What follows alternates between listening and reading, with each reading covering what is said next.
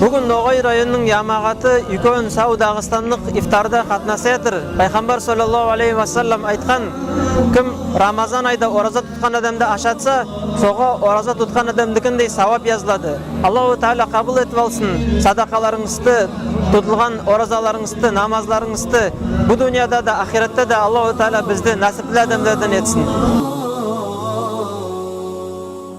شفت ياما ناس منى هتعيش العمر جنبك وبرضه ما يكفيش أحلى دنيا عندي ما تساويش إلا معاك يا رسول الله وحشنا يا رسول الله